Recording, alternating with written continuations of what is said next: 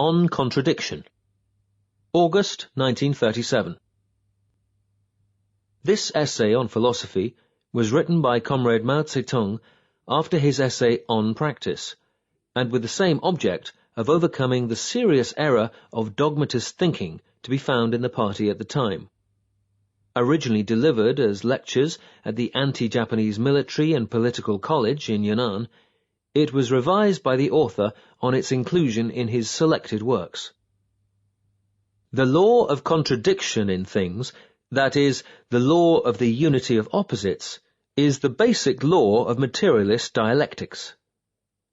Lenin said, "Dialectics in the proper sense is the study of contradiction in the very essence of objects." Lenin often called this law the essence of dialectics. He also called it the kernel of dialectics. In studying this law, therefore, we cannot but touch upon a variety of questions, upon a number of philosophical problems. If we can become clear on all these problems, we shall arrive at a fundamental understanding of materialist dialectics. The problems are the two world outlooks, the universality of contradiction, the particularity of contradiction, the principal contradiction and the principal aspect of a contradiction, the identity and struggle of the aspects of a contradiction, and the place of antagonism in contradiction. The criticism to which the idealism of the Deberin school has been subjected in Soviet philosophical circles in recent years has aroused great interest among us.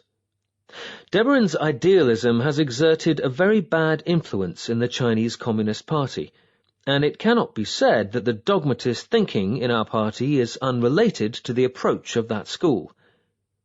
Our present study of philosophy should therefore have the eradication of dogmatist thinking as its main objective.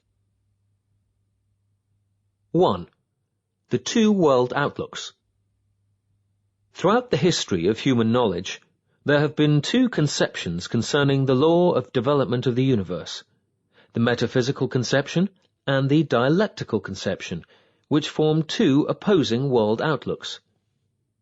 Lenin said, "The two basic, or two possible, or two historically observable, concepts of development, evolution, are development as decrease and increase, as repetition, and development as a unity of opposites, the division of a unity into mutually exclusive opposites and their reciprocal relation." Here, Lenin was referring to these two different world outlooks. In China, another name for metaphysics is Hesuan Cui. For a long period in history, whether in China or in Europe, this way of thinking, which is part and parcel of the idealist world outlook, occupied a dominant position in human thought. In Europe, the materialism of the bourgeoisie in its early days was also metaphysical.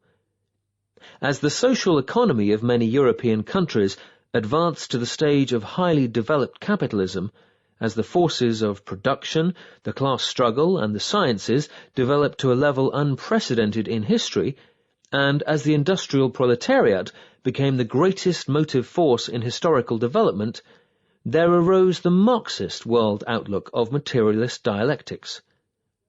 Then, in addition to open and barefaced reactionary idealism, vulgar evolutionism emerged among the bourgeoisie to oppose materialist dialectics. The metaphysical, or vulgar evolutionist world outlook sees things as isolated, static, and one-sided. It regards all things in the universe, their forms and their species, as eternally isolated from one another and immutable. Such change as there is can only be an increase or decrease in quantity or a change of place. Moreover, the cause of such an increase or decrease or change of place is not inside things but outside them. That is, the motive force is external. Metaphysicians hold that all the different kinds of things in the universe and all their characteristics have been the same ever since they first came into being. All subsequent changes have simply been increases or decreases in quantity. They contend that a thing can only keep on repeating itself as the same kind of thing and cannot change into anything different. In their opinion, capitalist exploitation, capitalist competition, the individualist ideology of capitalist society, and so on, can all be found in an ancient slave society, or even in primitive society, and will exist forever unchanged. They ascribe the causes of social development to factors external to society, such as geography and climate. They search in an oversimplified way outside a thing for the causes of its development. And they deny the theory of materialist dialectics, which holds that development arises from the contradictions inside a thing. Consequently, they can explain neither the qualitative diversity of things, nor the phenomenon of one quality changing into another. In Europe, this mode of thinking existed as mechanical materialism in the 17th and 18th centuries and as vulgar evolutionism at the end of the 19th and the beginning of the 20th centuries. In China, there was the metaphysical thinking exemplified in the saying, "Heaven changeth not, likewise the Tao changeth not." And it was supported by the decadent feudal ruling classes for a long time.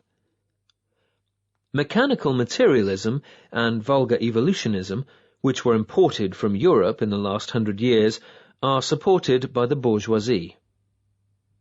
As opposed to the metaphysical world outlook, the world outlook of materialist dialectics holds that in order to understand the development of a thing, we should study it internally and in its relations with other things.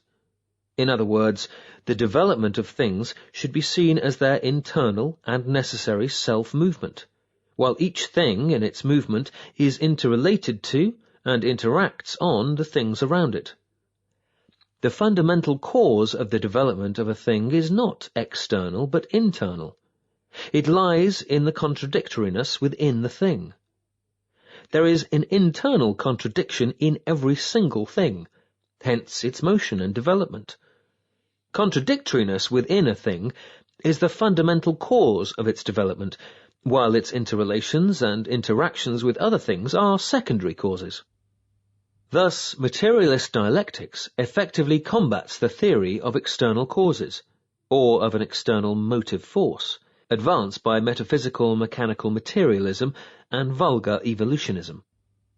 It is evident that purely external causes can only give rise to mechanical motion, that is, to changes in scale or quantity, but cannot explain why things differ qualitatively in thousands of ways, and why one thing changes into another. As a matter of fact, even mechanical motion under external force occurs through the internal contradictoriness of things. Simple growth in plants and animals, their quantitative development, is likewise chiefly the result of their internal contradictions.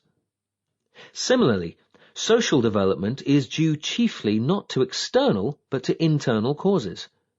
Countries with almost the same geographical and climatic conditions display great diversity and unevenness in their development. Moreover, great social changes may take place in one and the same country, although its geography and climate remain unchanged.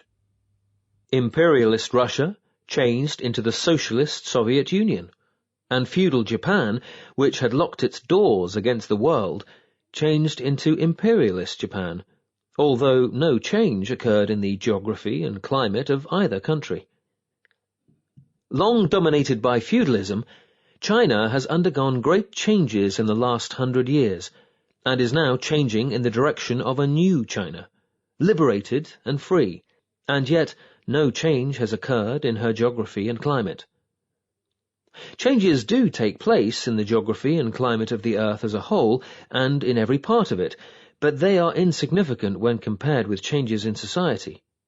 Geographical and climatic changes manifest themselves in terms of tens of thousands of years, while social changes manifest themselves in thousands, hundreds, or tens of years, and even in a few years or months in times of revolution. According to materialist dialectics, changes in nature are due chiefly to the development of the internal contradictions in nature. Changes in society are due chiefly to the development of the internal contradictions in society, that is, the contradiction between the productive forces and the relations of production, the contradiction between classes, and the contradiction between the old and the new. It is the development of these contradictions that pushes society forward and gives the impetus for the supersession of the old society by the new. Does materialist dialectics exclude external causes? Not at all. It holds that external causes are the condition of change and internal causes are the basis of change, and that external causes become operative through internal causes.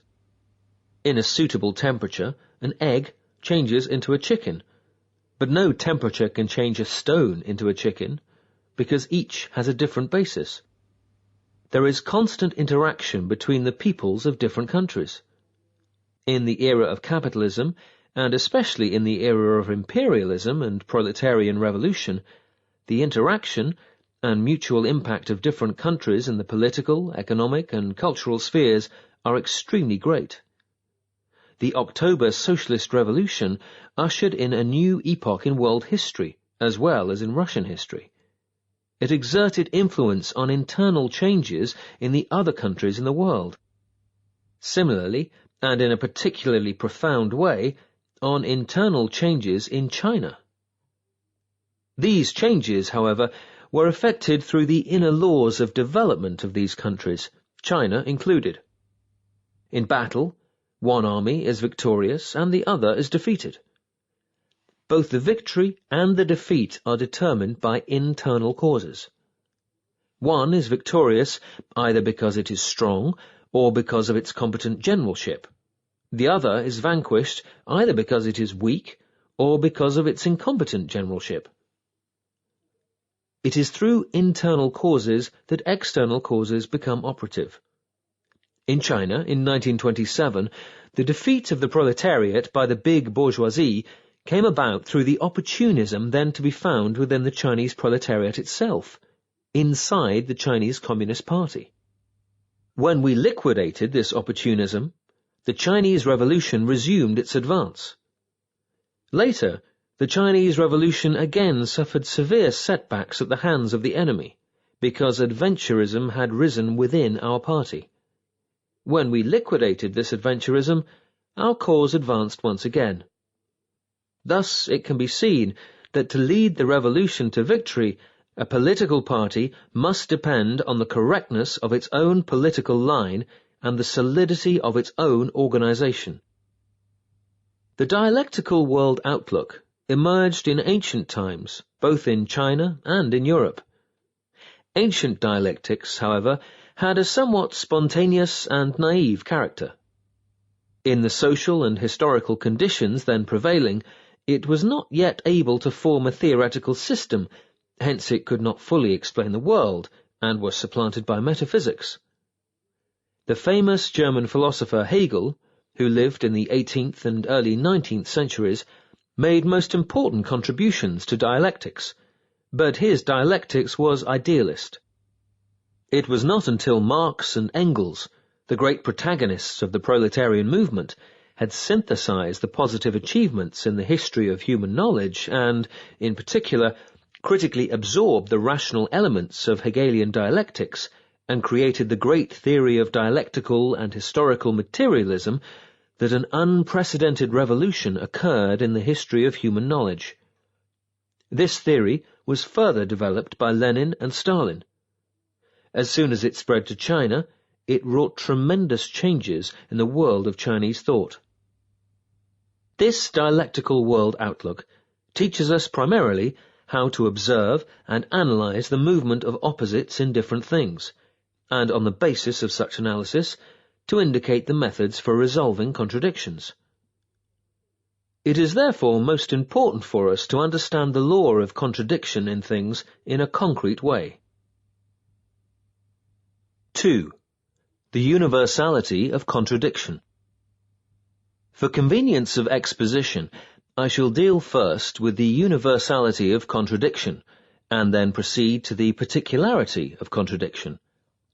The reason is that the universality of contradiction can be explained more briefly, for it has been widely recognized ever since the materialist dialectical world outlook was discovered, and materialist dialectics applied with outstanding success to analyzing many aspects of human history and natural history, and to changing many aspects of society and nature, as in the Soviet Union, by the great creators and continuers of Marxism, Marx, Engels, Lenin, and Stalin, whereas the particularity of contradiction is still not clearly understood by many comrades, and especially by the dogmatists.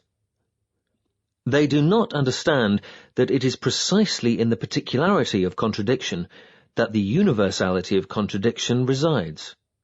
Nor do they understand how important is the study of the particularity of contradiction in the concrete things confronting us for guiding the course of revolutionary practice. Therefore, it is necessary to stress the study of the particularity of contradiction and to explain it at adequate length. For this reason, in our analysis of the law of contradiction in things, we shall first analyze the universality of contradiction, and then place special stress on analyzing the particularity of contradiction, and finally return to the universality of contradiction. The universality, or absoluteness of contradiction, has a twofold meaning. One is that contradiction exists in the process of development of all things, and the other is that in the process of development of each thing, a movement of opposites exists from beginning to end. Engels said, "Motion itself is a contradiction." Lenin defined the law of the unity of opposites as the recognition, discovery, of the contradictory, mutually exclusive, opposite tendencies in all phenomena and processes of nature, including mind and society. Are these ideas correct? Yes, they are. The interdependence of the contradictory aspects present in all things and the struggle between these aspects determine the life of all things and push their development forward. There is nothing that does not contain contradiction. Without contradiction, nothing would exist. Contradiction is the basis of the simple forms of motion, for instance, mechanical motion, and still more so of the complex forms of motion. Engels explained the universality of contradiction as follows. If simple mechanical change of place contains a contradiction, this is even more true of the higher forms of motion of matter, and especially of organic life and its development. Life consists precisely and primarily in this, that a being is at each moment itself and yet something else. Life is therefore also a contradiction which is present in things and processes themselves, and which constantly originates and resolves itself. And as soon as the contradiction ceases, life too comes to an end, and death steps in. We likewise saw that also in the sphere of thought we could not escape contradictions, and that, for example, the contradiction between man's inherently unlimited capacity for knowledge and its actual presence only in men who are externally limited and possess limited cognition finds its solution in what is, at least practically for us, an endless succession of generations in infinite progress. One of the basic principles of higher mathematics is the contradiction that in certain circumstances, straight lines and curves may be the same. But even lower mathematics teems with contradictions. Lenin illustrated the universality of contradiction as follows. In mathematics, plus and minus, differential and integral. In mechanics, action and reaction. In physics, positive and negative electricity.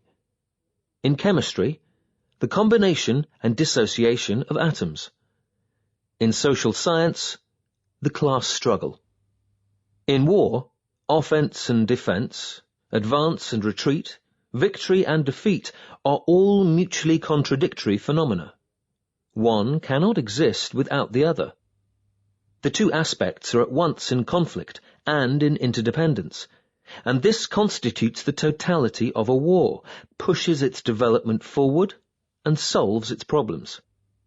Every difference in men's concepts should be regarded as reflecting an objective contradiction.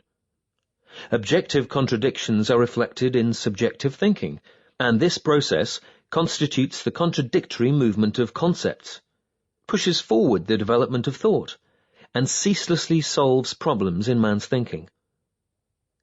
Opposition and struggle between ideas of different kinds constantly occur within the party. This is a reflection of the party of contradictions between classes and between the new and the old in society. If there were no contradictions in the party, and no ideological struggles to resolve them, the party's life would come to an end. Thus, it is already clear that contradiction exists universally and in all processes, whether in the simple or in the complex forms of motion, whether in objective phenomena or ideological phenomena. But does contradiction also exist at the initial stage of each process? Is there a movement of opposites from beginning to end in the process of development of every single thing? As can be seen from the articles written by Soviet philosophers criticizing it, the Deberin school maintains that contradiction appears not at the inception of a process, but only when it has developed to a certain stage.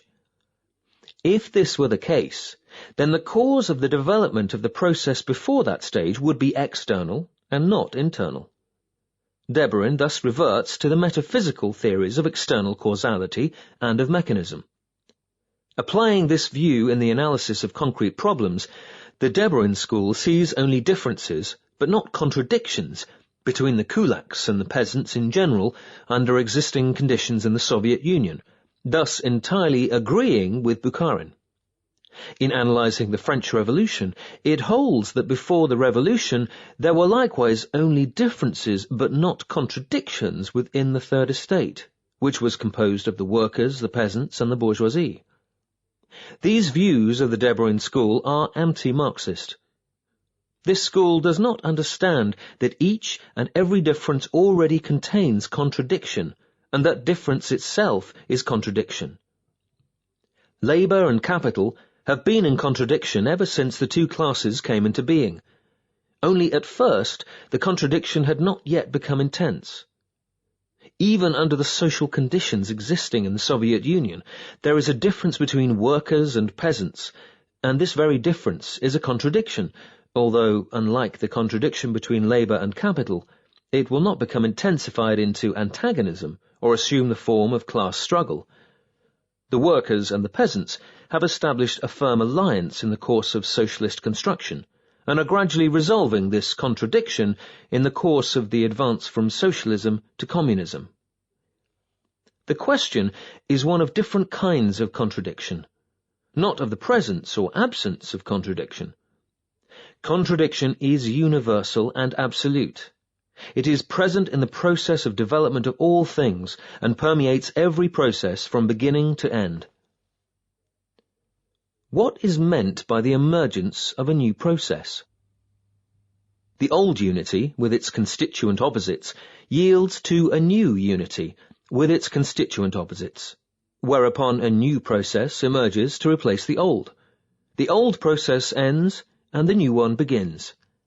The new process contains new contradictions, and begins its own history of the development of contradictions.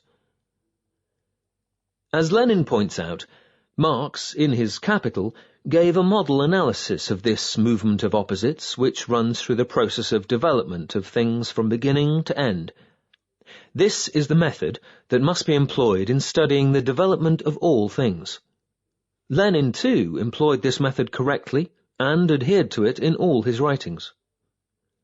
In his Capital, Marx first analyzes the simplest, most ordinary and fundamental, most common and everyday relation of bourgeois, commodity, society, a relation encountered billions of times, namely, the exchange of commodities. In this very simple phenomenon, in this cell of bourgeois society, analysis reveals all the contradictions, or the germs of all the contradictions, of modern society. The subsequent exposition shows us the development, both growth and movement, of these contradictions and of this society in the summation of its individual parts, from its beginning to its end. Lenin added, "Such must also be the method of exposition, or study, of dialectics in general." Chinese communists must learn this method. Only then will they be able correctly to analyze the history and the present state of the Chinese Revolution and infer its future. 3. The particularity of contradiction. Contradiction is present in the process of development of all things. It permeates the process of development of each thing from beginning to end. This is the universality and absoluteness of contradiction which we have discussed above. Now, let us discuss the particularity and relativity of contradiction. This problem should be studied on several levels. First, the contradiction in each form of motion of matter has its particularity. Man's knowledge of matter is knowledge of its forms of motion, because there is nothing in this world except matter in motion, and this motion must assume certain forms. In considering each form of motion of matter, we must observe the points which it has in common with other forms of motion. But what is especially important and necessary, constituting as it does the foundation of our knowledge of a thing, is to observe what is particular to this form of motion of matter, namely, to observe the qualitative difference between this form of motion and other forms. Only when we have done so can we distinguish between things. Every form of motion contains within itself its own particular contradiction.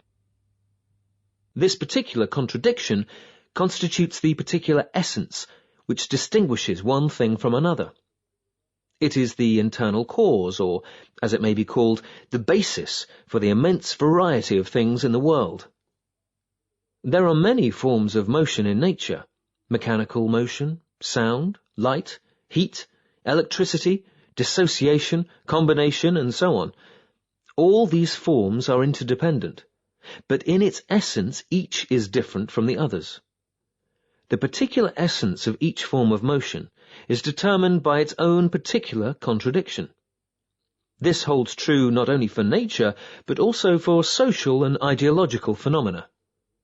Every form of society, every form of ideology, has its own particular contradiction and particular essence. The sciences are differentiated precisely on the basis of the particular contradictions inherent in their respective objects of study. Thus, the contradiction particular to a certain field of phenomena constitutes the objective of study for a specific branch of science. For example, positive and negative numbers in mathematics, action and reaction in mechanics, positive and negative electricity in physics, dissociation and combination in chemistry, forces of production and relations of production, classes and class struggle in social science, offense and defense in military science, idealism and materialism, the metaphysical outlook and the dialectical outlook in philosophy, and so on. All these are the objects of study of different branches of science, precisely because each branch has its own particular contradiction and particular essence. Of course, unless we understand the universality of contradiction, we have no way of discovering the universal cause or universal basis for the movement or development of things. However, unless we study the particularity of contradiction, we have no way of determining the particular essence of a thing which differentiates it from other things, no way of discovering the particular cause or particular basis for the movement or the development of a thing, and no way of distinguishing one thing from another or of demarcating the fields of science. As regards the sequence in the movement of man's knowledge, there is always a gradual growth from the knowledge of individual and particular things to the knowledge of things in general. Only after man knows the particular essence of many different things can he proceed to generalization and know the common essence of things. When man attains the knowledge of this common essence, he uses it as a guide and proceeds to study various concrete things which have not yet been studied, or studied thoroughly, and to discover the particular essence of each. Only thus is he able to supplement, enrich, and develop his knowledge of their common essence, and prevent such knowledge from withering or petrifying. These are the two processes of cognition. One, from the particular to the general, and the other, from the general to the particular. Thus, cognition always moves in cycles, and, so long as scientific method is strictly adhered to, each cycle advances human knowledge a step higher, and so makes it more and more profound. Where our dogmatists err on this question is that, on the one hand, they do not understand that we have to study the particularity of contradiction and know the particular essence of individual things before we can adequately know the universality of contradiction and the common essence of things, and that, on the other hand, they do not understand that, after knowing the common essence of things, we must go further and study the concrete things that have not yet been thoroughly studied or have only just emerged. Our dogmatists are lazybones. They refuse to undertake any painstaking study of concrete things. They regard general truths as emerging out of the void. They turn them into purely abstract, unfathomable formulae, and thereby completely deny and reverse the normal sequence by which man comes to know truth. Nor do they understand the interconnection of the two processes in cognition, from the particular to the general, and then from the general to the particular. They understand nothing of the Marxist theory of knowledge. It is necessary not only to study the particular contradiction and the essence determined thereby of every great system of the forms of motion of matter, but also to study the particular contradiction and the essence of each process in the long course of development of each form of motion of matter. In every form of motion, each process of development which is real and not imaginary is qualitatively different.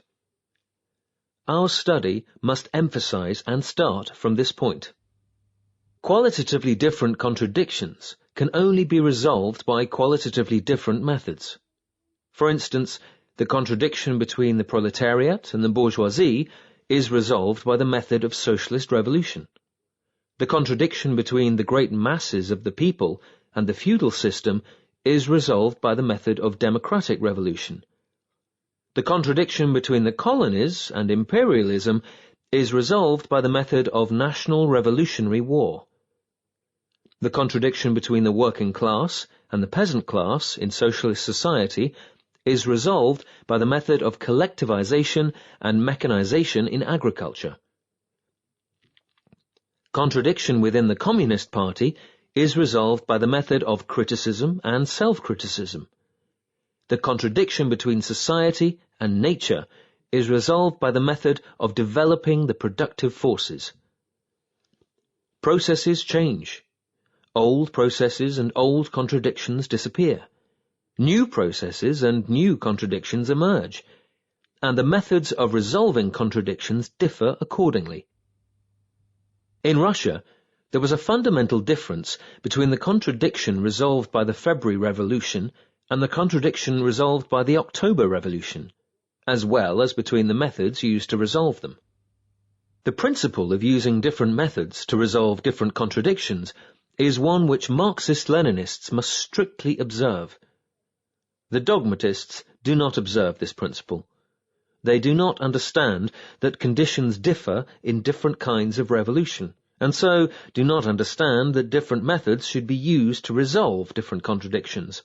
On the contrary, they invariably adopt what they imagine to be an unalterable formula, and arbitrarily apply it everywhere, which only causes setbacks to the revolution or makes a sorry mess of what was originally well done. In order to reveal the particularity of the contradictions in any process in the development of a thing, in their totality or interconnections, that is, in order to reveal the essence of the process, it is necessary to reveal the particularity of the two aspects of each of the contradictions in that process. Otherwise, it will be impossible to discover the essence of the process. This, likewise, requires the utmost attention in our study. There are many contradictions in the course of the development of any major thing.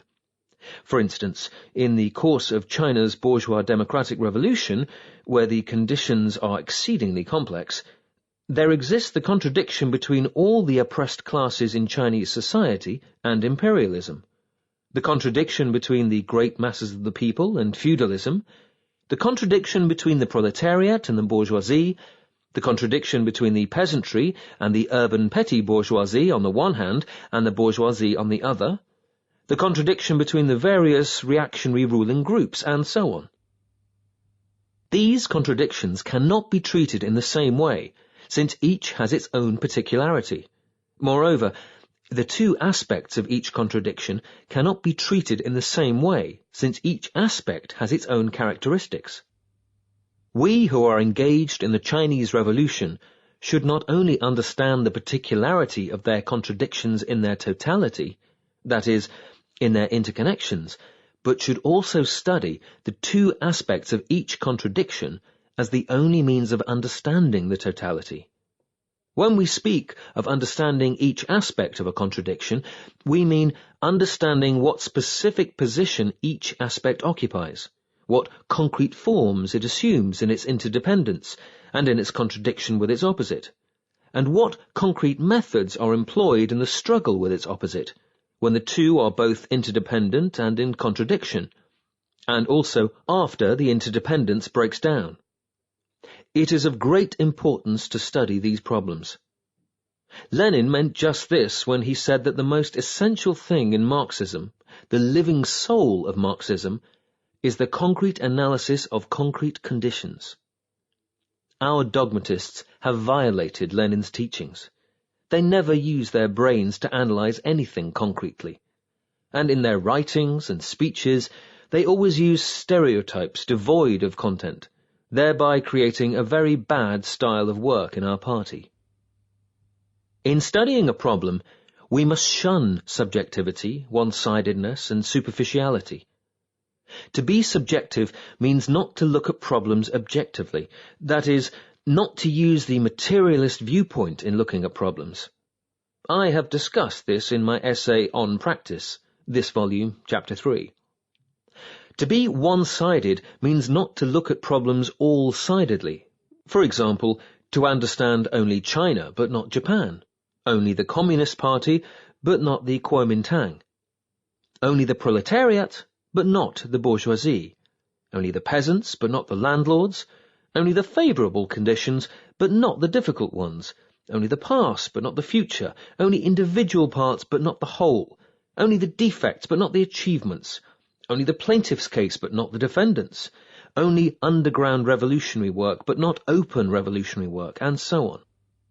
In a word, it means not to understand the characteristics of both aspects of a contradiction. This is what we mean by looking at a problem one-sidedly. Or it may be called seeing the part but not the whole, seeing the trees but not the forest. That way, it is impossible to find the method for resolving a contradiction. It is impossible to accomplish the task of the revolution, to carry out assignments well, or to develop inner-party ideological struggle correctly. When Sun Wu-tzu said in discussing military science, "Know the enemy and know yourself, and you can fight 100 battles with no danger of defeat," he was referring to the two sides in a battle. Wei Chengyi of the Tang dynasty also understood the error of one-sidedness when he said, "Listen to both sides, and you will be enlightened. Heed only one side, and you will be benighted." But our comrades often look at problems one-sidedly, and so they often run into snags. In the novel Shui Hu Chan, Song Qiang thrice attacked Chu village. Twice he was defeated because he was ignorant of the local conditions and used the wrong method. Later, he changed his method. First, he investigated the situation and familiarized himself with the maze of roads. Then he broke up the alliance between the Li, Hu, and Chu villages and sent his men in disguise into the enemy camp to lie in wait, using a stratagem similar to that of the Trojan horse in the foreign story. And on the third occasion, he won. There are many examples of materialist dialectics in Shui Huchuan, of which the episode of the 3 attacks on Chu village is one of the best. Lenin said, "In order to really know an object, we must embrace, study all its sides, all connections and mediations. We shall never achieve this completely, but the demand for all-sidedness is a safeguard against mistakes and rigidity." We should remember his words. To be superficial means to consider neither the characteristics of a contradiction in its totality, nor the characteristics of each of its aspects. It means to deny the necessity for probing deeply into a thing and minutely studying the characteristics of its contradiction, instead merely looking from afar and, after glimpsing the rough outline, immediately trying to resolve the contradiction, in order to answer a question, settle a dispute, handle work, or direct a military operation. This way of doing things is bound to lead to trouble. The reason the dogmatist and empiricist comrades in China have made mistakes lies precisely in their subjectivist, one-sided and superficial way of looking at things. To be one-sided and superficial is at the same time to be subjective. For all objective things are actually interconnected and are governed by inner laws. But instead of undertaking the task of reflecting things as they really are, some people only look at things one-sidedly or superficially, and so know neither their interconnections nor their inner laws. Their method is therefore subjectivist. Not only does the whole process of the movement of opposites and the development of a thing, both in their interconnections and in each of the aspects, have particular features to which we must give attention, but each stage in the process has its particular features to which we must give attention too. The fundamental contradiction in the process of development of a thing, and the essence of the process, determined by this fundamental contradiction, will not disappear until the process is completed. But in a lengthy process, the conditions usually differ at each stage. The reason is that, although the nature of the fundamental contradiction in the process of the development of a thing and the essence of the process remain unchanged, the fundamental contradiction becomes more and more intensified as it passes from one stage to another in the lengthy process.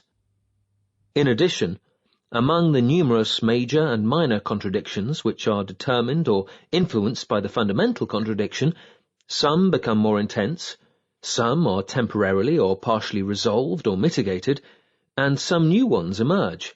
Hence, the process is marked by stages.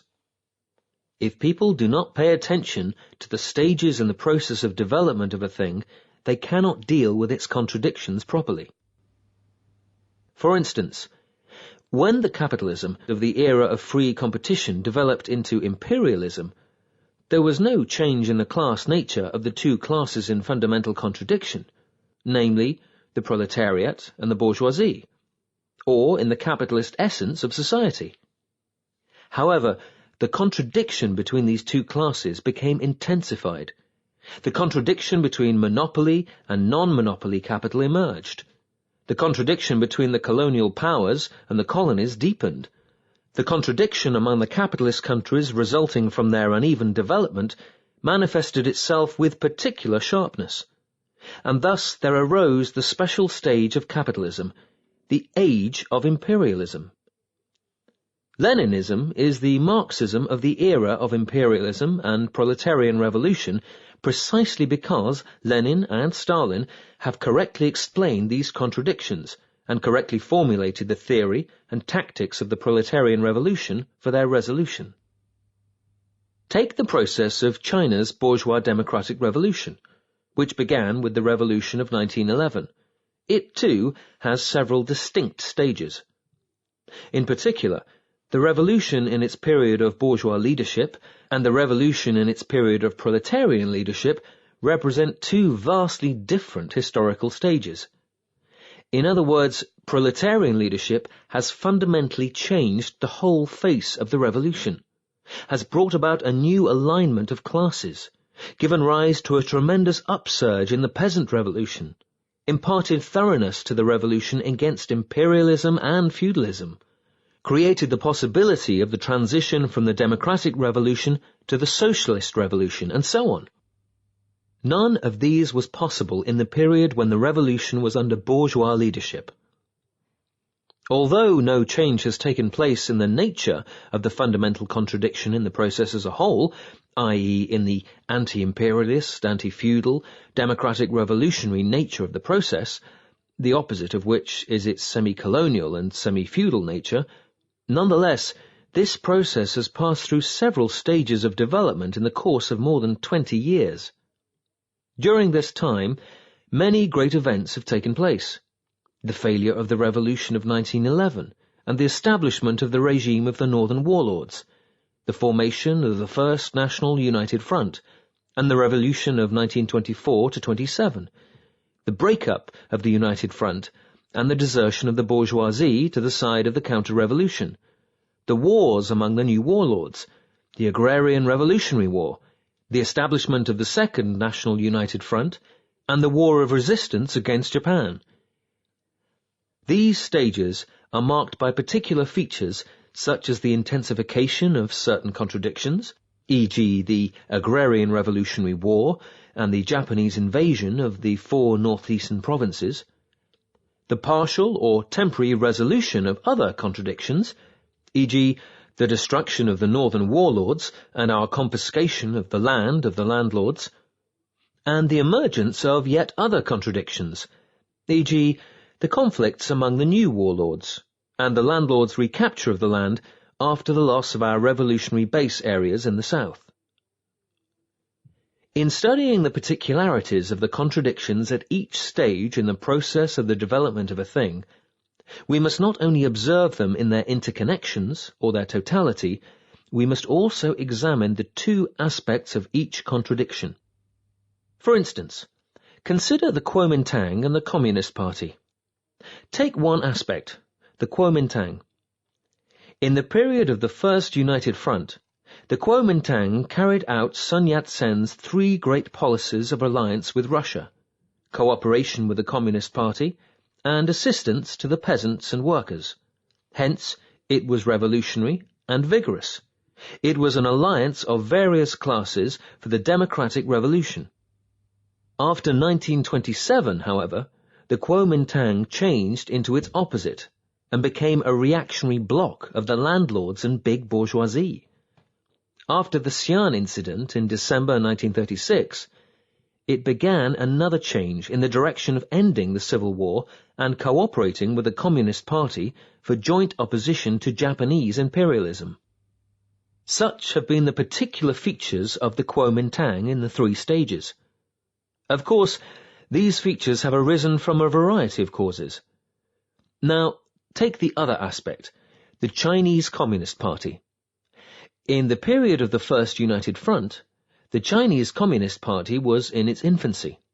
It courageously led the revolution of 1924-27, but revealed its immaturity in its understanding of the character, the tasks and the methods of the revolution, and consequently it became possible for Chen Tu-Suism, which appeared during the latter part of this revolution, to assert itself and bring about the defeat of the revolution.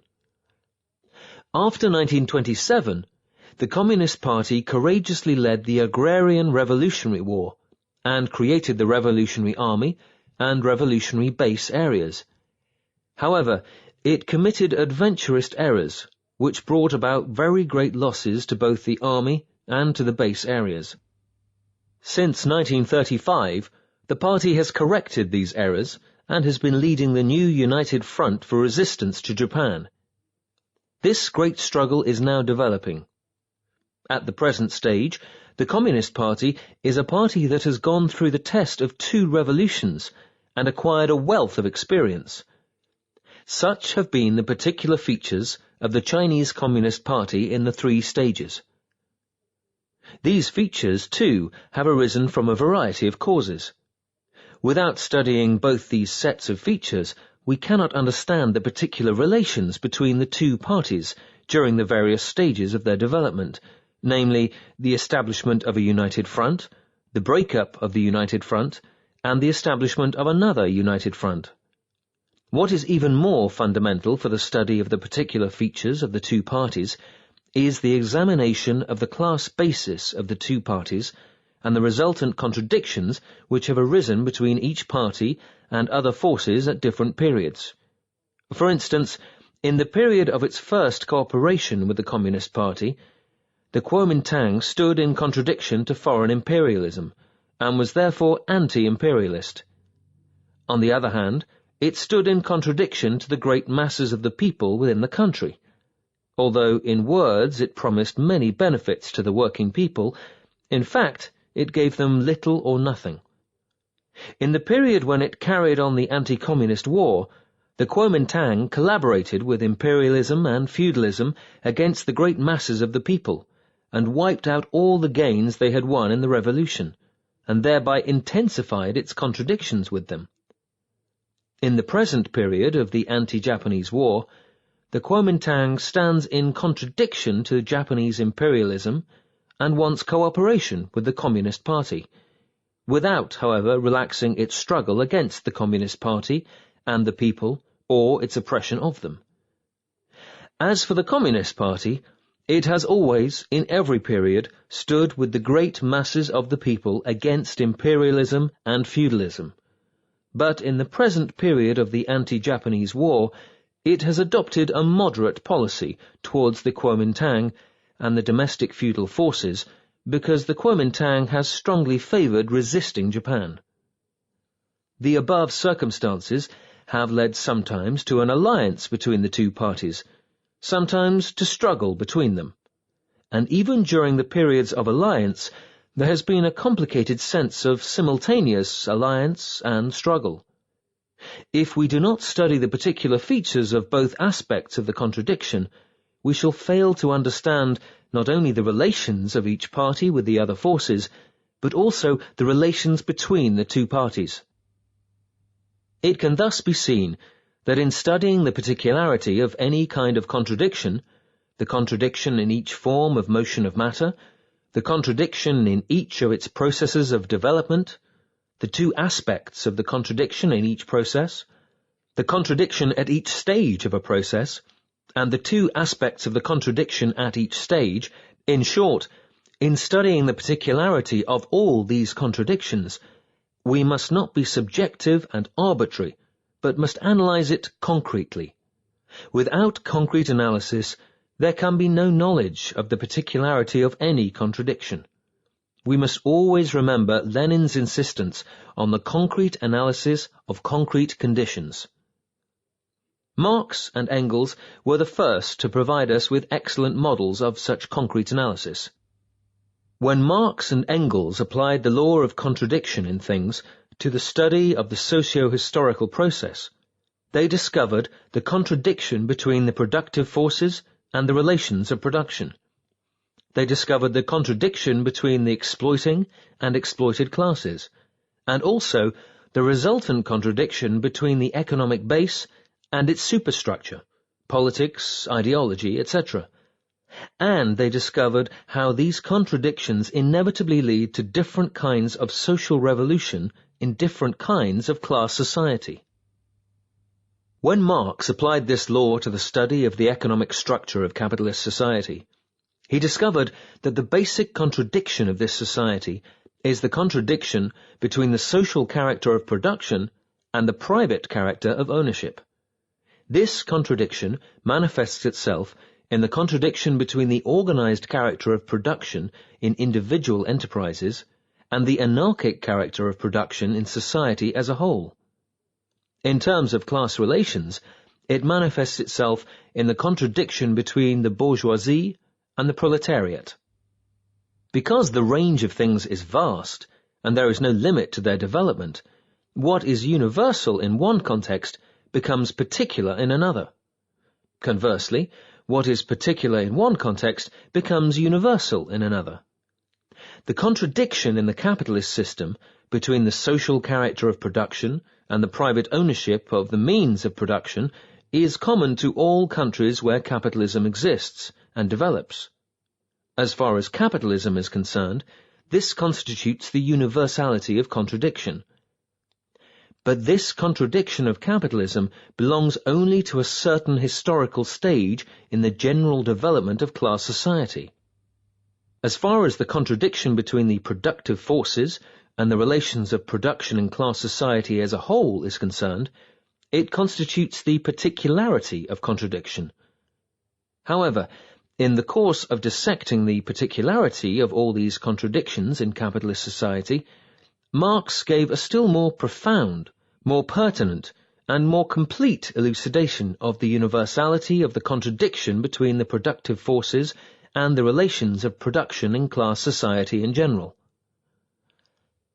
Since the particular is united with the universal, and since the universality as well as the particularity of contradiction is inherent in everything, universality residing in particularity, we should, when studying an object, try to discover both particularity and universality, and also their interconnection within the object itself, and to discover the interconnections of this object with the many objects outside it. When Stalin explained the historical roots of Leninism in his famous work, The Foundations of Leninism, he analyzed the international situation in which Leninism arose, analyzed those contradictions of capitalism which reached their culmination under imperialism, and showed how these contradictions made proletarian revolution a matter for immediate action and created favorable conditions for a direct onslaught on capitalism. What is more, he analyzed the reasons why Russia became the cradle of Leninism, why Tsarist Russia became the focus of all the contradictions of imperialism, and why it was possible for the Russian proletariat to become the vanguard of the international revolutionary proletariat. Thus, Stalin analyzed the universality of contradiction in imperialism, showing why Leninism is the Marxism of the era of imperialism and proletarian revolution, and at the same time analyzed the particularity of Tsarist Russian imperialism within this general contradiction, showing why Russia became the birthplace of the theory and tactics of proletarian revolution, and how the universality of contradiction is contained in this particularity. Stalin's analysis provides us with a model for understanding the particularity and the universality of contradiction and their interconnection. On the question of using dialectics in the study of objective phenomena, Marx and Engels, and likewise Lenin and Stalin, always enjoin people not to be in any way subjective and arbitrary, but from the concrete conditions in the actual objective movement of these phenomena to discover their concrete contradictions, the concrete position of each aspect of every contradiction, and the concrete interrelations of the contradictions. Our dogmatists do not have this attitude in study, and therefore can never get anything right. We must take warning from their failure and learn to acquire this attitude, which is the only correct one in study. The relationship between the universality and the particularity of contradiction is the relationship between the general character and the individual character of contradiction. By the former, we mean that contradiction exists in and runs through all processes from beginning to end. Motions, things, processes, thinking, all are contradictions. To deny contradiction is to deny everything. This is a universal truth for all times and all countries, which admits of no exception. Hence the general character, the absoluteness of contradiction. But this general character is contained in every individual character. Without individual character there can be no general character. If all individual character were removed, what general character would remain? It is because each contradiction is particular that individual character arises. All individual character exists conditionally and temporarily, and hence is relative. The truth concerning general and individual character, concerning absoluteness and relativity, is the quintessence of the problem of contradiction in things. Failure to understand it is tantamount to abandoning dialectics.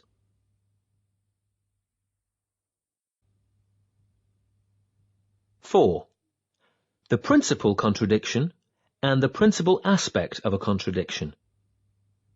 There are still 2 points in the problem of the particularity of contradiction which must be singled out for analysis, namely the principal contradiction and the principal aspect of a contradiction. There are many contradictions in the process of development of a complex thing, and one of them is necessarily the principal contradiction, whose existence and development determines or influences the existence and development of the other contradictions. For instance, in capitalist society, the 2 forces in contradiction, the proletariat and the bourgeoisie, form the principal contradiction. The other contradictions, such as those between the remnant feudal class and the bourgeoisie, between the peasant petty bourgeoisie and the bourgeoisie, between the proletariat and the peasant petty bourgeoisie, between the non-monopoly capitalists and the monopoly capitalists, between bourgeois democracy and bourgeois fascism, among the capitalist countries and between imperialism and the colonies, are all determined or influenced by this principal contradiction. In a semi-colonial country such as China, the relationship between the principal contradiction and the non-principal contradictions presents a complicated picture. When imperialism launches a war of aggression against a country, all its various classes, apart from some traitors, can temporarily unite in a national war against imperialism. At such a time, the contradiction between imperialism and the country concerned becomes the principal contradiction, while all the contradictions among the various classes within the country, including what was the principal contradiction between the feudal system and the great masses of the people, are temporarily relegated to a secondary and subordinate position. So it was in China in the Opium War of 1840, the Sino-Japanese War of 1894, and the Yi-Ho-Tuan War of 1900, and so it is now in the present Sino-Japanese War. But in another situation, the contradictions change position. When imperialism carries on its oppression not by war, but by milder means, political, economic, and cultural, the ruling classes in semi-colonial countries capitulate to imperialism, and the 2 form an alliance for the joint oppression of the masses of the people. At such a time, the masses often resort to civil war against the alliance of imperialism and the feudal classes, while imperialism often employs indirect methods rather than direct action in helping the reactionaries in the semi-colonial countries to oppress the people, and thus the internal contradictions become particularly sharp. This is what happened in China in the Revolutionary War of 1911, the Revolutionary War of 1924-27, and the 10 years of Agrarian Revolutionary War after 1927. Wars among the various reactionary ruling groups in the semi-colonial countries, e.g. the wars among the warlords in China, fall into the same category. When a revolutionary civil war develops to the point of threatening the very existence of imperialism and its running dogs, the domestic reactionaries, imperialism often adopts other methods in order to maintain its rule. Either it tries to split the revolutionary front from within, or it sends armed forces to help domestic reactionaries directly. At such a time, foreign imperialism and domestic reaction stand quite openly at one pole, while the masses of the people stand at the other pole, thus forming the principal contradiction which determines or influences the development of the other contradictions. The assistance given by various capitalist countries to the Russian reactionaries after the October Revolution is an example of armed intervention. Chiang Kai-shek's betrayal in 1927 is an example of splitting the revolutionary front. But whatever happens, there is no doubt at all that at every stage in the development of a process, there is only one principal contradiction which plays the leading role. Hence, if in any process there are a number of contradictions, one of them must be the principal contradiction playing the leading and decisive role, while the rest occupy a secondary and subordinate position. Therefore, in studying any complex process in which there are two or more contradictions, we must devote every effort to finding its principal contradiction. Once this principal contradiction is grasped, all problems can be readily solved. This is the method Marx taught us in his study of capitalist society. Likewise, Lenin and Stalin taught us this method when they studied imperialism and the general crisis of capitalism, and when they studied the Soviet economy. There are thousands of scholars and men of action who do not understand it, and the result is that, lost in a fog, they are unable to get to the heart of a problem, and naturally cannot find a way to resolve its contradictions. As we have said, one must not treat all the contradictions in a process as being equal, but must distinguish between the principal and the secondary contradictions, and pay special attention to grasping the principal one. But in any given contradiction, whether principal or secondary, should the two contradictory aspects be treated as equal? Again, no. In any contradiction, the development of the contradictory aspects is uneven. Sometimes they seem to be in equilibrium, which is, however, only temporary and relative, while unevenness is basic. Of the two contradictory aspects, one must be principal and the other secondary. The principal aspect is the one playing the leading role in the contradiction. The nature of a thing is determined mainly by the principal aspect of a contradiction, the aspect which has gained the dominant position. But this situation is not static. The principal and the non-principal aspects of a contradiction transform themselves into each other, and the nature of the thing changes accordingly. In a given process or at a given stage in the development of a contradiction, A is the principal aspect and B is the non-principal aspect. At another stage or in another process, the roles are reversed. A change determined by the extent of the increase or decrease in the force of each aspect in its struggle against the other in the course of the development of a thing. We often speak of the new superseding the old. The supersession of the old by the new is a general, eternal, and inviolable law of the universe. The transformation of one thing into another, through leaps of different forms in accordance with its essence and external conditions, this is the process of the new superseding the old. In each thing there is contradiction between its new and its old aspects, and this gives rise to a series of struggles with many twists and turns. As a result of these struggles, the new aspect changes from being minor to being major, and rises to predominance, while the old aspect changes from being major to being minor, and gradually dies out. And the moment the new aspect gains dominance over the old thing changes qualitatively into a new thing. It can thus be seen that the nature of a thing is mainly determined by the principal aspect of the contradiction, the aspect which has gained predominance. When the principal aspect which has gained predominance changes, the nature of a thing changes accordingly. In capitalist society, capitalism has changed from its position from being a subordinate force in the old feudal era to being the dominant force, and the nature of society has accordingly changed from feudal to capitalist. In the new capitalist era, the feudal forces changed from their former dominant position to a subordinate one, gradually dying out. Such was the case, for example, in Britain and France. With the development of the productive forces, the bourgeoisie changes from being a new class playing a progressive role to being an old class playing a reactionary role, until it is finally overthrown by the proletariat and becomes a class deprived of privately owned means of production and stripped of power, when it, too, gradually dies out. The proletariat, which is much more numerous than the bourgeoisie, and grows simultaneously with it, but under its rule, is a new force, which, initially subordinate to the bourgeoisie, gradually gains strength, becomes an independent class, playing the leading role in history, and finally seizes political power and becomes the ruling class.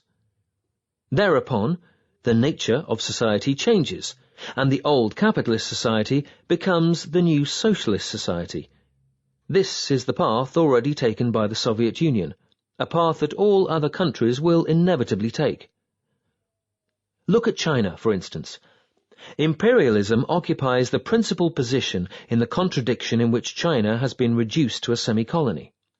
It oppresses the Chinese people, and China has been changed from an independent country into a semi-colonial one. But this state of affairs will inevitably change. In the struggle between the two sides, the power of the Chinese people, which is growing under the leadership of the proletariat, will inevitably change China from a semi-colony into an independent country, whereas imperialism will be overthrown, and old China will inevitably change into new China. The change of old China into new China also involves a change in the relation between the old feudal forces and the new popular forces within the country. The old feudal landlord class will be overthrown, and from being the ruler it will change into being the ruled, and this class, too, gradually will die out. From being the ruled, the people, led by the proletariat, will become the rulers. Thereupon, the nature of Chinese society will change, and the old semi-colonial and semi-feudal society will change into a new democratic society. Instances of such reciprocal transformation are found in our past experience. The Qing dynasty, which ruled China for nearly 300 years, was overthrown in the Revolution of 1911, and the revolutionary Teng Meng-hui, under Sun Yat-sen's leadership, was victorious for a time. In the Revolutionary War of 1924-27, the revolutionary forces of the Communist Kuomintang alliance in the south changed from being weak to being strong, and won victory in the northern expedition, while the northern warlords who once ruled the roost were overthrown.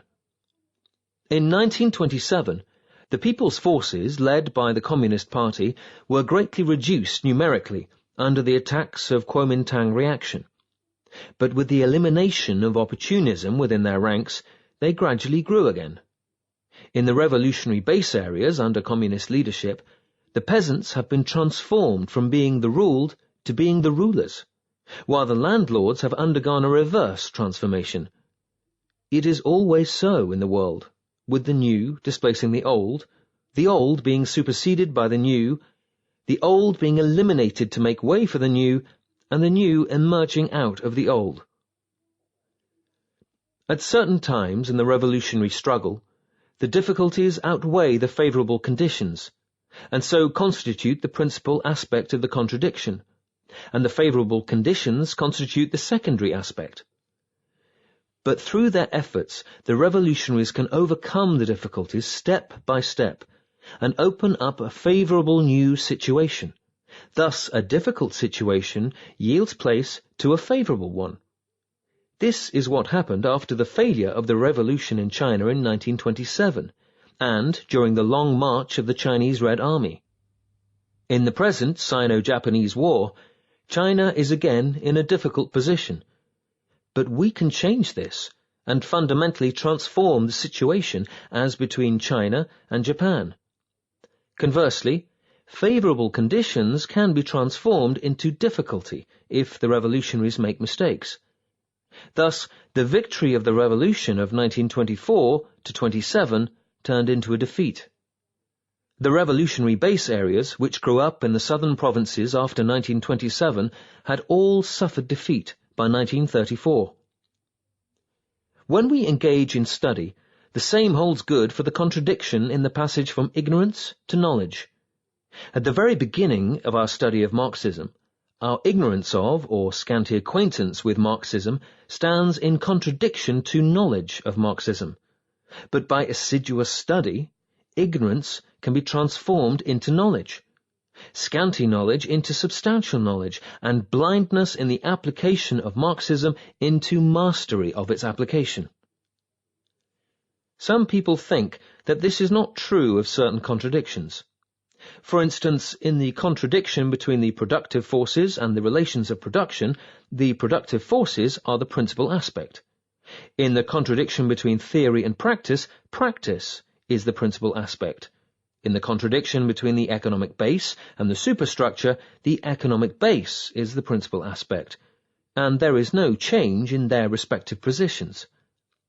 This is the mechanical materialist conception, not the dialectical materialist conception. True, the productive forces, practice, and the economic base generally play the principal and decisive role. Whoever denies this is not a materialist. But it must also be admitted that in certain conditions, such aspects of the relations of production, theory, and the superstructure in turn manifest themselves in the principal and decisive role. When it is impossible for the productive forces to develop without a change in the relations of production, then the change in the relations of production plays the principal and decisive role. The creation and advocacy of revolutionary theory plays the principal and decisive role in those times of which Lenin said, "Without revolutionary theory, there can be no revolutionary movement." When a task, no matter which, has to be performed, but there is as yet no guiding line, method, plan, or policy, the principal and decisive thing is to decide on a guiding line, method, plan, or policy. When the superstructure, politics, culture, etc., obstructs the development of the economic base, political and cultural changes become principal and decisive. Are we going against materialism when we say this? No. The reason is that while we recognize that in the general development of history, the material determines the mental and social being determines social consciousness, we also, and indeed must, recognize the reaction of the mental on material things, of social consciousness on social being, and of the superstructure on the economic base. This does not go against materialism. On the contrary, it avoids mechanical materialism and firmly upholds dialectical materialism. In studying the particularity of contradiction, unless we examine these two facets, the principal and the non-principal contradictions in a process, and the principal and the non-principal aspects of a contradiction, that is, unless we examine the distinctive character of these two facets of contradiction, we shall get bogged down in abstractions, be unable to understand contradiction concretely, and consequently be unable to find the correct method of resolving it. The distinctive character or particularity of these two facets of contradiction represents the unevenness of the forces that are in contradiction. Nothing in this world develops absolutely evenly. We must oppose the theory of even development, or the theory of equilibrium. Moreover, it is these concrete features of a contradiction, and the changes in the principal and non-principal aspects of a contradiction in the course of its development, that manifest the force of the new superseding the old. The study of the various states of unevenness in contradictions, of the principal and non-principal contradictions, and of the principal and the non-principal aspects of a contradiction, constitutes an essential method by which a revolutionary political party correctly determines its strategic and tactical policies, both in political and in military affairs. All communists must give it attention. 5. The identity and struggle of the aspects of a contradiction. When we understand the universality and the particularity of contradiction, we must proceed to study the problem of the identity and struggle of the aspects of a contradiction. Identity, unity, coincidence, interpenetration, interpermeation, interdependence, or mutual dependence for existence, interconnection, or mutual cooperation, all these different terms mean the same thing, and refer to the following 2 points. First, the existence of each of the two aspects of a contradiction in the process of the development of a thing presupposes the existence of the other aspect. and both aspects coexist in a single entity. Second, in given conditions, each of the two contradictory aspects transforms itself into its opposite.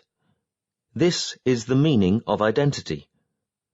Lenin said, "Dialectics is the teaching which shows how opposites can be and how they happen to be, how they become identical, under what conditions they are identical, transforming themselves into one another. Why the human mind should take these opposites not as dead, rigid, but as living, conditional, mobile, transforming themselves into one another." What does this passage mean? The contradictory aspects in every process exclude each other, struggle with each other, and are in opposition to each other. Without exception, they are contained in the process of development of all things and in all human thought. A simple process contains only a single pair of opposites, while a complex process contains more. And in turn, the pairs of opposites are in contradiction to one another.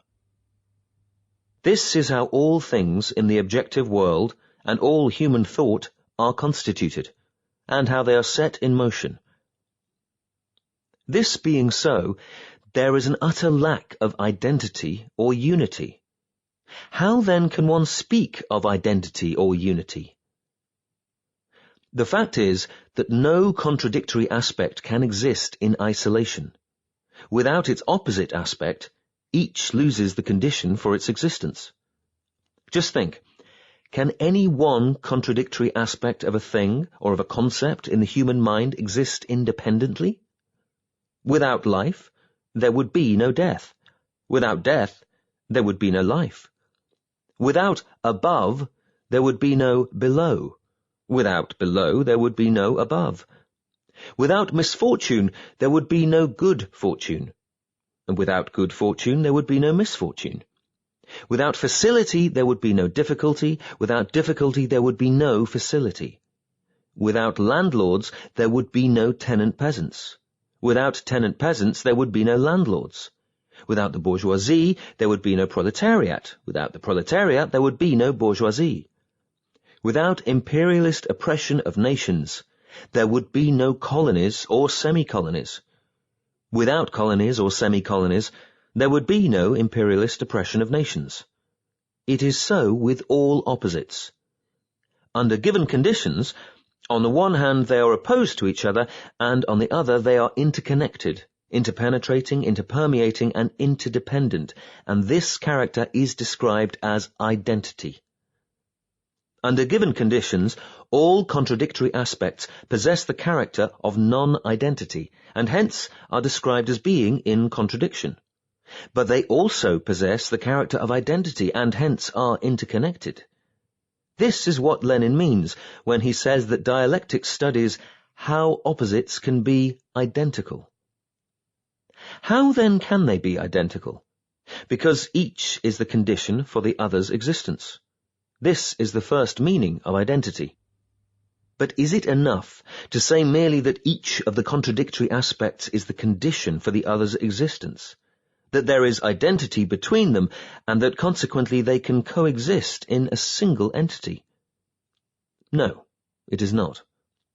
The matter does not end with their dependence on each other for their existence. What is more important is their transformation into each other. That is to say, in given conditions, each of the contradictory aspects within a thing transforms itself into its opposite, changes its position to that of its opposite. This is the second meaning of identity of contradiction. Why is there identity here, too? You see, by means of revolution, the proletariat, at one time the ruled, is transformed into the ruler, while the bourgeoisie, the erstwhile ruler, is transformed into the ruled, and changes its position to that originally occupied by its opposite. This has already taken place in the Soviet Union, as it will take place throughout the world. If there were no interconnection and identity of opposites in given conditions, how could such a change take place? The Kuomintang, which played a certain positive role at a certain stage in modern Chinese history, became a counter-revolutionary party after 1927 because of its inherent class nature and because of imperialist blandishments, these being the conditions. But it has been compelled to agree to resist Japan because of the sharpening of the contradiction between China and Japan and because of the Communist Party's policy of the United Front, these being the conditions. Things in contradiction change into one another, and herein lies a definite identity. Our agrarian revolution has been a process in which the landlord class owning the land is transformed into a class that has lost its land, while the peasants who once lost their land are transformed into smallholders who have acquired land. And such a process will occur yet again. Under given conditions, having and not having, acquiring and losing are interconnected. The two sides have a single identity. Under socialism, private peasant ownership is transformed into the public ownership of socialist agriculture. This has already taken place in the Soviet Union, as it will take place everywhere else. There is a bridge leading from private property to public property, which in philosophy is called identity, or transformation into each other, or interpenetration. To consolidate the dictatorship of the proletariat, or the dictatorship of the people, is in fact to prepare the conditions for abolishing this dictatorship and advancing to the higher stage when all state systems are eliminated. To establish and build the Communist Party is, in fact, to prepare the conditions for the elimination of the Communist Party and all political parties. To build a revolutionary army under the leadership of the Communist Party and to carry on revolutionary war is, in fact, to prepare the conditions for the permanent elimination of war. These opposites are at the same time complementary. War and peace, as everybody knows, transform themselves into each other. War is transformed into peace. For instance, the First World War was transformed into the post-war peace, and the civil war in China has now stopped, giving way to internal peace. Peace is transformed into war. For instance, the Kuomintang Communist Cooperation was transformed into war in 1927, and today's situation of world peace may be transformed into a Second World War. Why is this so? Because in class society, such contradictory things as war and peace share an identity under certain conditions. All contradictory things are interconnected. Not only do they coexist in a single entity under given conditions, but under other conditions they also transform themselves into each other. This is the full meaning of the identity of opposites. This is what Lenin meant when he discussed how they happen to be, how they become identical, under what conditions they are identical, transforming themselves into one another. Why is it that the human mind should take these opposites not as dead, rigid, but as living, conditional, mobile, transforming themselves into one another? Because that is just how things are in objective reality. The fact is that the unity or identity of opposites in objective things is not dead or rigid, but is living, conditional, mobile, temporary, and relative. In given conditions, every contradictory aspect transforms itself into its opposite. Reflected in man's thinking, this becomes the Marxist world outlook of materialist dialectics. It is only the reactionary ruling classes of the past and present, and the metaphysicians in their service, who regard opposites not as living, conditional, mobile, and transforming themselves into one another, but as dead and rigid, and they propagate this fallacy everywhere to delude the masses of the people, thus seeking to perpetuate their rule. The task of communists is to expose the fallacies of the reactionaries and metaphysicians, to propagate the dialectics inherent in things, and so accelerate the transformation of things and achieve the goal of revolution. In speaking of the identity of opposites in given conditions, what we're referring to is real and concrete opposites, and the real and concrete transformations of opposites into one another. There are innumerable transformations in mythology. For instance, Quafu's race with the sun in Shanghai Qing, Yi's shooting down of 9 suns in Huai Nansu, the Monkey King's 72 metamorphoses in Si Yu Qi, the numerous episodes of ghosts and foxes metamorphosed into human beings in the strange tales of Liao Chai, etc. But these legendary transformations of opposites are not concrete changes reflecting concrete contradictions. They are naive, imaginary, subjectively conceived transformations conjured up in men's minds by innumerable real and complex transformations of opposites into one another. Marx said, "All mythology masters and dominates and shapes the forces of nature in and through the imagination. Hence, it disappears as soon as man gains mastery over the forces of nature." The myriads of changes in mythology, and also in fairy tales, delight people because they imaginatively picture man's conquest of the forces of nature, and the best myths possess eternal charm, as Marx put it. But myths are not built out of the concrete contradictions existing in given conditions, and therefore are not a scientific reflection of reality. That is to say, in myths or fairy tales, the aspects constituting a contradiction have only an imaginary identity, not a concrete identity.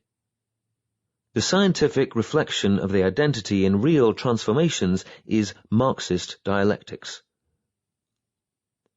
Why can an egg, but not a stone, be transformed into a chicken? Why is there identity between war and peace, but none between war and a stone? Why can human beings give birth only to human beings and not to anything else? The sole reason is that the identity of opposites exists only in necessary given conditions. Without these necessary given conditions, there can be no identity whatsoever. Why is it that in Russia in 1917, the bourgeois democratic February Revolution was directly linked with the proletarian socialist October Revolution, while in France, the bourgeois revolution was not directly linked with a socialist revolution, and the Paris Commune of 1871 ended in failure? Why is it, on the one hand, that the nomadic system of Mongolia and Central Asia has been directly linked with socialism? Why is it that the Chinese Revolution can avoid a capitalist future and be directly linked with socialism without taking the old historical road of the Western countries, without passing through a period of bourgeois dictatorship? The sole reason is the concrete conditions of the time.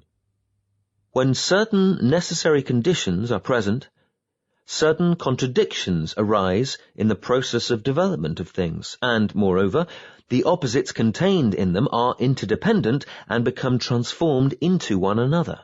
Otherwise, none of this would be possible.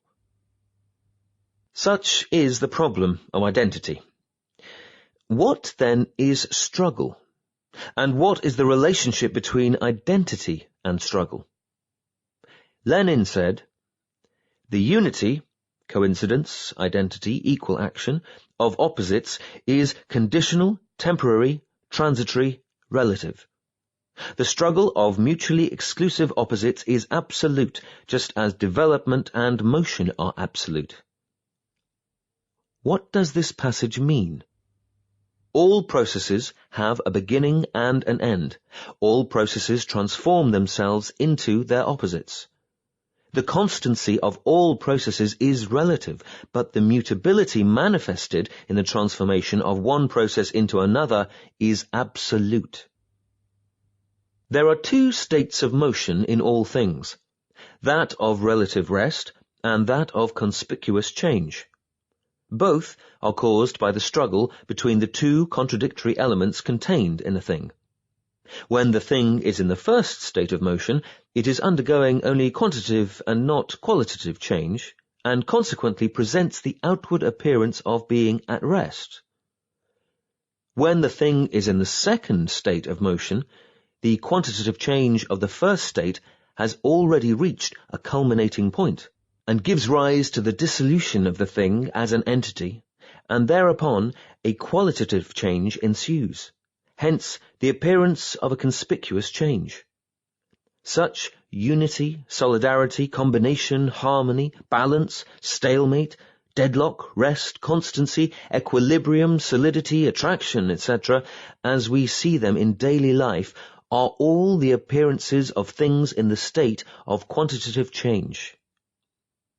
On the other hand, the dissolution of unity, that is, the destruction of this solidarity, combination, harmony, balance, stalemate, deadlock, rest, constancy, equilibrium, solidity, and attraction, and the change of each into its opposite, are all the appearances of things in the state of qualitative change.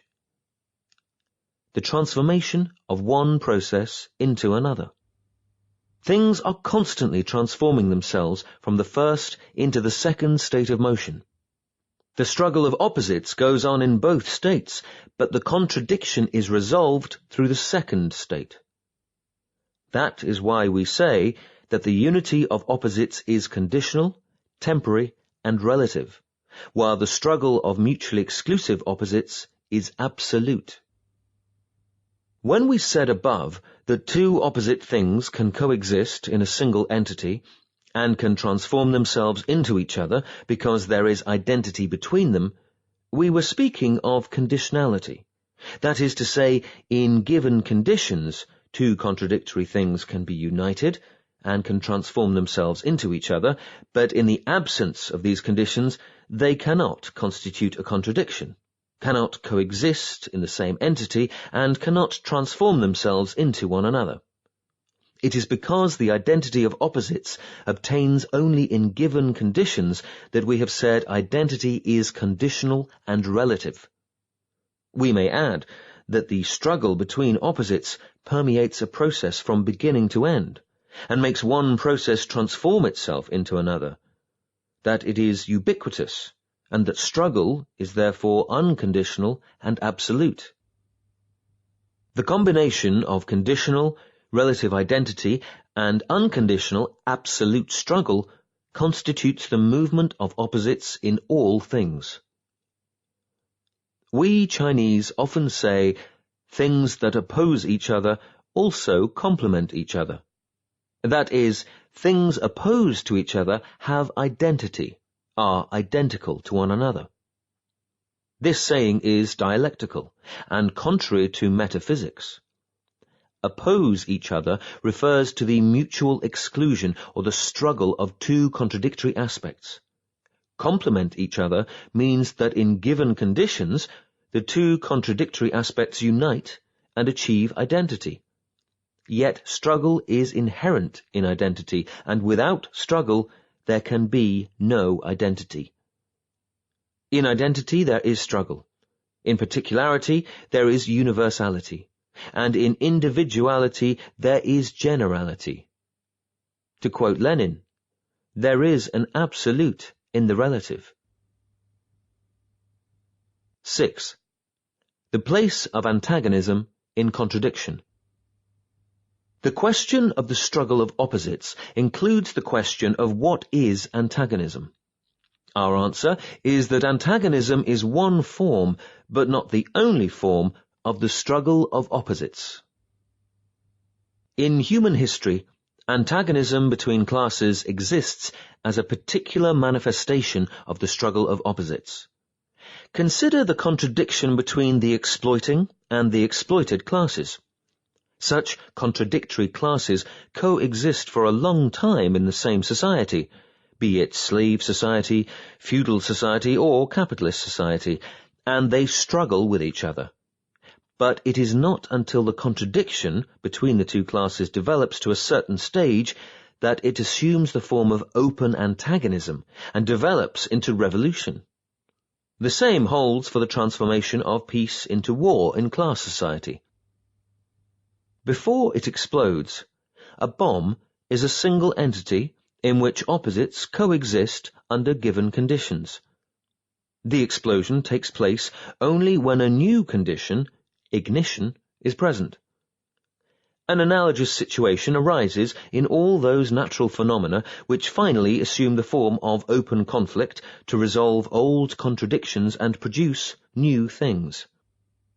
It is highly important to grasp this fact. It enables us to understand that revolutions and revolutionary wars are inevitable in class society, and that without them it is impossible to accomplish any leap in social development and to overthrow the reactionary ruling classes, and therefore impossible for the people to win political power. Communists must expose the deceitful propaganda of the reactionaries, such as the assertion that social revolution is unnecessary and impossible. They must firmly uphold the Marxist-Leninist theory of social revolution and enable the people to understand that social revolution is not entirely necessary but also entirely practicable, and that the whole history of mankind and the triumph of the Soviet Union have confirmed this scientific truth. However, we must make a concrete study of the circumstances of each specific struggle of opposites, and should not arbitrarily apply the formula discussed above to everything. Contradiction and struggle are universal and absolute, but the methods of resolving contradictions, that is, the forms of struggle, differ according to the differences in the nature of the contradictions. Some contradictions are characterized by open antagonism, others are not. In accordance with the concrete development of things, some contradictions which were originally non-antagonistic develop into antagonistic ones, while others which were originally antagonistic develop into non-antagonistic ones. As already mentioned, so long as classes exist, contradictions between correct and incorrect ideas in the Communist Party are reflections within the party of class contradictions. At first, with regard to certain issues, such contradictions may not manifest themselves as antagonistic, but with the development of the class struggle, they may grow and become antagonistic. The history of the Communist Party of the Soviet Union shows us that the contradictions between the correct thinking of Lenin and Stalin and the fallacious thinking of Trotsky, Bukharin, and others did not at first manifest themselves in an antagonistic form, but that later they did develop into antagonism. There are similar cases in the history of the Chinese Communist Party. At first, the contradictions between the correct thinking of many of our party comrades and the fallacious thinking of Chen Tuxiu, Chiang Kuo-tao, and others also did not manifest themselves in an antagonistic form, but later they did develop into antagonism. At present, the contradiction between correct and incorrect thinking in our party does not manifest itself in an antagonistic form, and if comrades who have committed mistakes can correct them, it will not develop into antagonism. Therefore, the party must, on the one hand, wage a serious struggle against erroneous thinking, and on the other, give the comrades who have committed errors ample opportunity to wake up. This being the case, excessive struggle is obviously inappropriate. But if the people who have committed errors persist in them and aggravate them, there is the possibility that this contradiction will develop into antagonism. Economically, the contradiction between town and country is an extremely antagonistic one, both in capitalist society, where under the rule of the bourgeoisie the towns ruthlessly plunder the countryside, and in the Kuomintang areas in China, where under the rule of foreign imperialism and the Chinese big comprador bourgeoisie, the towns most rapaciously plunder the countryside. But in a socialist country, and in our revolutionary base areas, This antagonistic contradiction has changed into one that is non-antagonistic, and when communist society is reached, it will be abolished. Lenin said, "Antagonism and contradiction are not at all one and the same. Under socialism, the first will disappear, the second will remain." That is to say, antagonism is one form, but not the only form, of the struggle of opposites. The formula of antagonism cannot be arbitrarily applied everywhere. 7. Conclusion. We may now say a few words to sum up.